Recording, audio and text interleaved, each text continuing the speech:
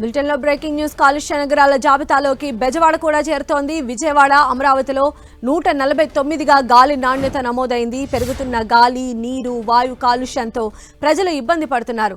వ్యక్తిగత వాహనాలు, ట్రక్కులు, బస్సులు, కార్లు, టూ వీలర్ల సంఖ్య అధికం కావడంతో గాలి కాలుష్యం పెరుగుతోంది. పలు వాహనాల నుంచి కార్బన్ మొనాక్సైడ్, నైట్రోజన్ ఆక్సైడ్ పరిమితికి మించి విడుదలవుతోంది. దీంతో కాలుష్యం ఒక్కసారిగా పెరిగిపోయింది. కాలుష్య నగరాల జాబితాలో విజయవాడ కూడా యాడ్ చేయడం జరిగింది. మరిన్ని అప్డేట్స్ కూడా తెలుసుకుందాం. మా ప్రతినిధి జయరాజ్ మనకు అందుబాటులో ఉన్నారు. జయరాజ్, ఇప్పుడు ఢిల్లీలో ఉన్నటువంటి సిచ్యువేషన్స్ చూస్తూనే ఉన్నాము. ఇటు హైదరాబాద్ కానీ, విజయవాడ కానీ, వైజాగ్ కానీ ఇక్కడ కూడా ప్రమాద గంటికలు మోగేటువంటి సూచనలు కనిపిస్తున్నాయి. సో గవర్నమెంట్స్ ఈ ఇష్యూని ఎలా చూసే అవకాశం ఉందనుకోవాలి? సంధ్య, ఈరోజు దేశవ్యాప్తంగా ఈ కాలుష్యం మీద పెద్ద చర్చ జరుగుతున్నటువంటి నేపథ్యంలో ఢిల్లీ లాంటి మహానగరంలో కూడా విద్యా సంస్థలను బంద్ చేసేటువంటి పరిస్థితి ఉంది.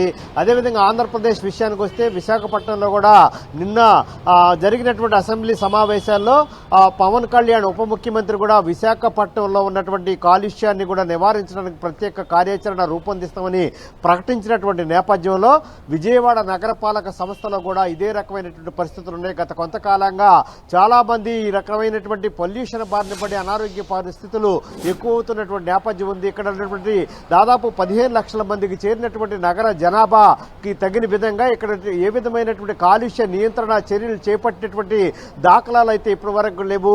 విజయవాడ నగరపాలక సంస్థ విస్తరిస్తున్నటువంటి నేపథ్యం ఉంది. సిఆర్డీఏ పరిధిని కూడా ప్రభుత్వం విస్తరించినటువంటి పరిస్థితి ఉంది. ఈ నేపథ్యంలో ఇటు వాయు కాలుష్యం, జల కాలుష్యం, నీటి కాలుష్యం కూడా పెరుగుతున్నటువంటి పరిస్థితుల్లో ప్రభుత్వం ప్రత్యేకంగా విజయవాడ నగరపాలక సంస్థలో పెళ్లిబుకుతున్నటువంటి ఈ కాలుష్య నియంత్రణ చర్యలు చేపట్టాల్సినటువంటి అవసరం ఉంది. అప్పుడప్పుడు ఏడాదికి ఒకసారి నియంత్రణ చేసేటటువంటి భాగం నేపథ్యంలో అటు ఆ కాలువల్ని శుభ్రం చేయటం, అదేవిధంగా ప్లాస్టిక్ ని నిరోధిస్తామని చెప్పేసి ప్రభుత్వం చేసేటువంటి ప్రకటనలు అవి కొద్ది రోజులు మాత్రమే పరిమితం అవుతున్నటువంటి నేపథ్యం ఉంది.